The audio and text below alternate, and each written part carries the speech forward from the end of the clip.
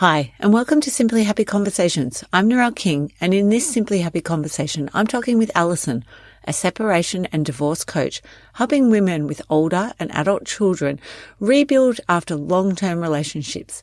Alison shares the emotional challenges associated with moving on from long-term marriage, especially with decluttering, packing, moving, and tips for looking after yourself during this time to make the process easier. This interview is a video recording that you can watch on YouTube. Let's jump into this Simply Happy guest conversation. Welcome to Simply Happy Conversations. I'm Narelle King, wellness and organisational coach and Yin and Nidra yoga instructor. This podcast will help you create more time using organisational strategies so that you can start to simplify your life and prioritise your health. I'll be sharing conversations with other health and organisational experts and solo episodes with tips to help you simplify your life and prioritise your health. So today on Simply Happy podcast, I have with me Alice McDonald. She's a divorce and separation coach, and she's helping women to rebuild their lives after a long-term relationship. These women generally have adult children or older children. So welcome, Alice. Thank you for having me. Oh, no, thank you for making the time, because I know that you're on the other side of Australia to me, so it's harder to navigate those time things as well, isn't it? So maybe start and tell us a little bit about yourself and the things that you like to do in your free time. In my free time, every day I sound pretty boring, but, my free time is I love to start my day by walking to the coffee shop, and I love it if it's a sunny day because then I can take my dog and we walk over to the coffee shop and sit and have a coffee and read a book. Reading books is actually just one of my highlights. If I could get paid $1 million or a significant amount of money for just reading books and only ones that I like, I'd be happy. And do you prefer fiction or non-fiction type of books, or a bit of both? I like both. I quite like personal development and non-fiction books in that kind of arena. But when I'm going to sleep, I love a good historical fiction book. But actually, at the moment, I'm reading one called The Tudors in Love, which is actually all about the Tudor family of England and all the kings and queens of many years ago. And it's actually not fiction. It's actually history. But you wouldn't believe some of the stuff they get up to. Oh, it'd be amazing. It'd be really interesting. So it occurs like fiction, yeah. And I feel like I'm doing something smart by downloading some history. Oh, I love that. That's such a beautiful practice. Yes, I could do that if that was a full-time job, just reading and chilling, reading, drinking a coffee and just sharing the books that I've read. That would be a great job, wouldn't it? It'd be amazing. So tell us about your business and how it started and why you started the business in the first place. It's generally a long story to get to where I am today.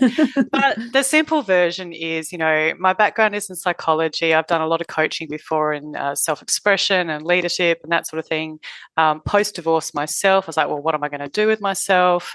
I studied financial planning for a while inside of, helping women look after their finances to achieve the goals that they want in life. And then I looked at the lifestyle elements of that. I'm like, I'm not sure that I really want to do that. And that's not where my passion lies as much. And so I stepped into life coaching. And so I specialize in this particular area to make it easier for people fundamentally. As you mentioned before, so most of the women I work with are around 50, give or take a bit. They have older teens or adult kids. And so they're not only presented with, I don't have my marriage that I always imagined going forward and, life beyond kids going forward with my husband, but might be travel and so on and so on. But also now my kids are not under my feet anymore. What do I do with myself now? What's my purpose in life? I've spent the last 20 to 30 years, looking after my family. What do I want to do? I don't even know what I want anymore. And it's a really complicated process in terms of emotionally looking after yourself, but also the complexities of legal stuff and other practical elements, right? So I started in this space to make it easier for people because I know how hard it was for myself, and to have somebody who is not involved, who's independent and can think, because a lot of the time in this space you just can't, your brain goes out the window, I think is just a blessing. And I wish I'd had somebody like me to bring it all through, to be honest. Well, isn't that what they say? You practice what you wish what you needed, isn't it? Oh, yeah. I brought it all together for myself using different people and resources, but it was a lot of hard work. And so my plan is to make that a lot easier for people. Yeah, oh, that's beautiful. And do you find it's the people you attract are people who have been separated for a long period of time before they come to you, or it's pretty much straight after that's happened? Yeah, it's a really interesting thing. So I get a bit of there's 3 different areas. So one of the places that people often come to me at, and I was quite surprised with this in the beginning, is where they're considering separating with their partner, but they're not really quite sure how to go about having a conversation or what to do about that. And really interestingly, a lot of people who have found out that their husband's having an affair or something like that's come up. And again, I really love my husband. I've been with him for 25 to 30 years. I don't want to get rid of my marriage. You know, how do I go about having a conversation in a loving way? And some of the beautiful things that I love about this particular conversation is very often we're able to save a marriage, which is beautiful by, you know, having some really structured conversations from a place of love. So sometimes that's where people come to me. Sometimes it's like we've just made the decision, whether it's, you know, the husband has come and said, look, I don't want to be married anymore, or it goes the other way, or sometimes it's an amicable split. And they're like, I don't know where to start. You know, it's all overwhelming. Where do I start with the legal stuff? Do I stay at home in the family home? What do we do with our kids? Like, it's just too much. And the other place that's quite common for women to come to me is when it's like 18 to 2 months down the track after the separation's all complete, and they're like, I just can't find my feet in anymore. Like, I know that I want to have this amazing future going forward, but I keep getting stuck. You know, I'm working with a lady right now, and she's a writer and a poet, and she's got books out and she's got great dreams. She says, some days I just can't get out of bed. Like, I'm really struggling to let go of my relationship. And that was a very amicable split. It's what she wants. But trying to get herself on her feet and just trying to stay positive in those moments of grief and moving forward and loving herself during that space. So 3 different places. Yeah, that's amazing. And I love that, what you were saying, though, that whole process of grief. Yeah, even though she's come from a place where she wanted the separation and knows it's going to benefit in the long run, but you've still got that period to grieve, which I'm sure having your psychology background definitely would be helpful in a coaching area. Yeah, I think it does. So I'm not a psychologist per se, but it definitely makes a difference in understanding the human psyche. But I think also just having gone through it makes the biggest thing. And, you know, people don't, you know, I think because divorce is so common these days, which is incredibly sad, that people go, oh, they're just getting divorced. It's not like someone died. But sometimes it feels worse than like somebody's died, right? So you no longer have that person in your life. You no longer have the future that you were looking forward to. You no longer have the family that you were looking forward to. All your dreams that you had have now disappeared, and you don't have your best friend there to help you deal with it. Like, the grief is just enormous, right? Yeah, definitely. So then you just touched on it. What about the other emotional challenges that people face? And in particular, I suppose it's like, focusing on organization and decluttering. Like, how about, that whole part of it, and letting go of the things that you've purchased together, or, you know, that you've created together. I mean, even down to, you know, photo albums, and there's so much. It's like such a huge can of worms, really, isn't it? Yeah, it really is, especially when you start digging through those cupboards that you haven't opened for years. You know, it's one of those things where you just have to do a little bit at a time. And it can be incredibly overwhelming, and you often don't have the strength to deal with, you know, big things. But you can deal with big things a little bit at a time. And often what I recommend with the people that I work with is, you know what? Just do one thing a day. And if that's all you do, you know that you're making progress towards it. You'll feel better about yourself, because it's not this big, overwhelming loom thing that, you know, oh shit, I've got so much stuff to do. But it's just too overwhelming. I can't think about it. But if I know that I'm making progress towards it each day and it's being chipped away at, that makes a big difference. So, you know, you might just do one cupboard a day, or you might just do one drawer a day.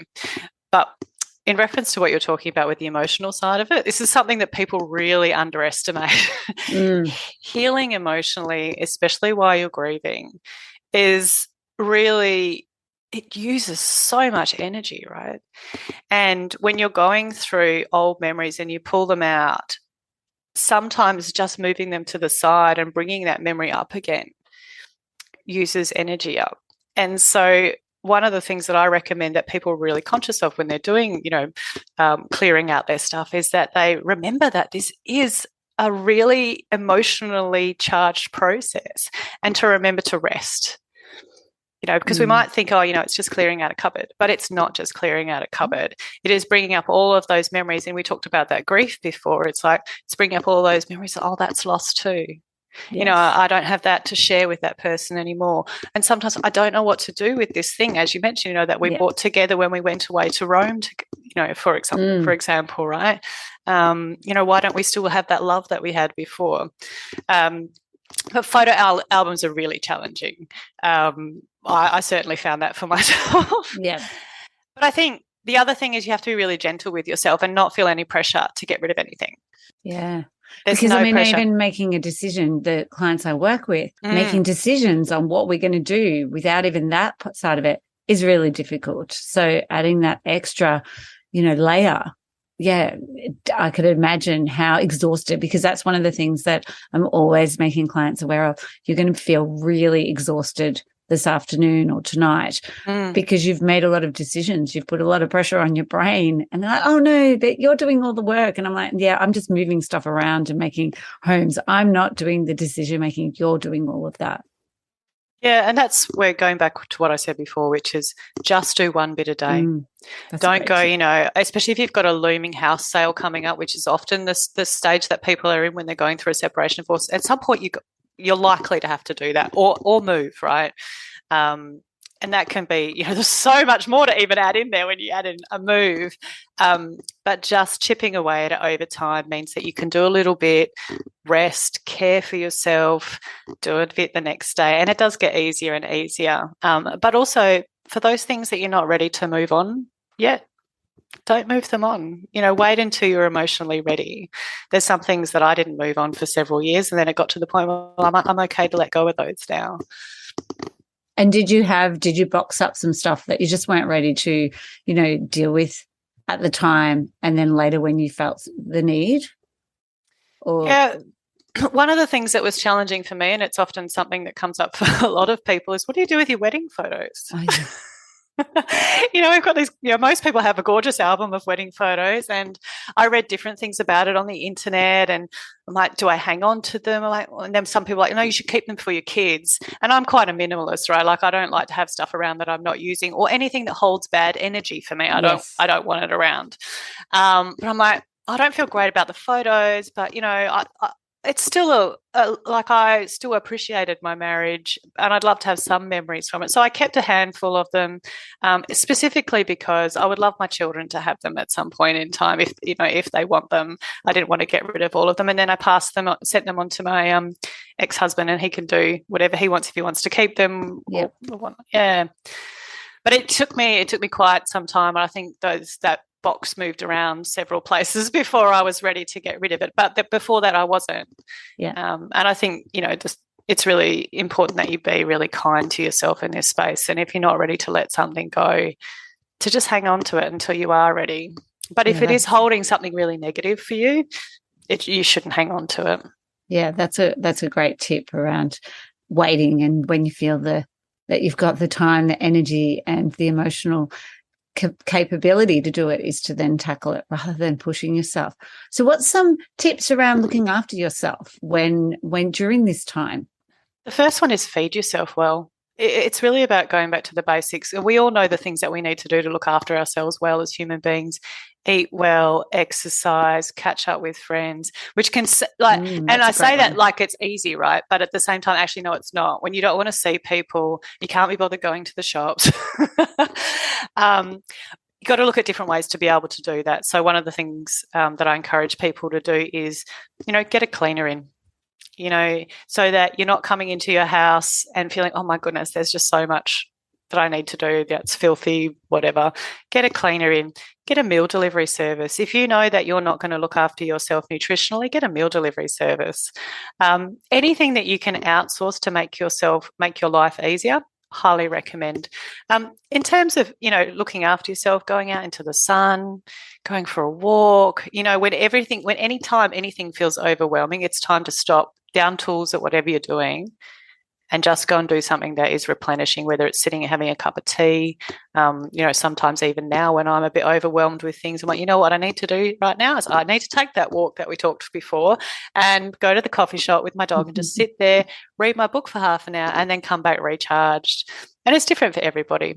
Yeah, because I'm sure there's people who just get absorbed by their work and throw themselves in their work to, drown out everything else that's around them. But I suppose it's that recognizing those emotions, isn't it? And just sitting with them. The awareness, isn't it, around what you're feeling rather than just numbing or getting rid of them, pushing them aside, isn't it?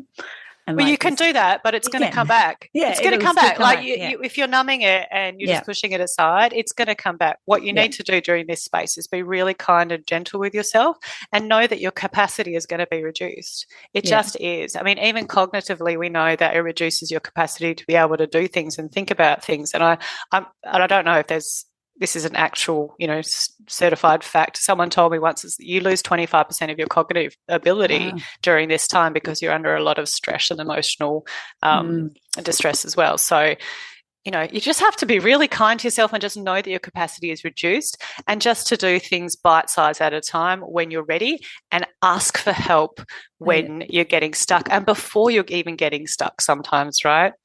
Yeah, because we're not good at asking for help, are we? Yes. Yeah, and especially, us women who have been around for a while and we've been used to running everything for everyone else, we can do stuff. Yes, we can, but we don't need to do it at our own expense. Yeah, that and the tip about outsourcing, I think are huge, valuable tips for people to take away from our conversation. Well, thank you, Alice, so much for your time and for sharing your information about what you do as well as those tips as well. How can people connect with you? Super easy. Easiest way is to go to my website, which is alicemcdonald.com. So it's an MC for McDonald, and that'll give you links to my Instagram and Facebook as well. And so do you offer, it's coaching and it's online, so anyone, anywhere in the world can access you? Anyone, anywhere in the world. So I've had people from Hong Kong, the USA, China, the other side of Australia and Perth. So yeah, anywhere at all. Oh, beautiful. That's fantastic. Isn't that the best thing about our online world now? It sure is. We wouldn't be having this conversation otherwise, right? True. Well, thank you so much, Alice, for your time. Super welcome. Bye-bye. Bye. Thank you so much for joining me for today's Simply Happy conversation. If you'd like to reduce your paper and digital clutter and free yourself from the overwhelm of clutter so that you can claim back time and space to enjoy the things you love, head over to simplyhappy.com.au in the resource section and grab the declutter checklist and start to reduce your clutter even with small amounts of time.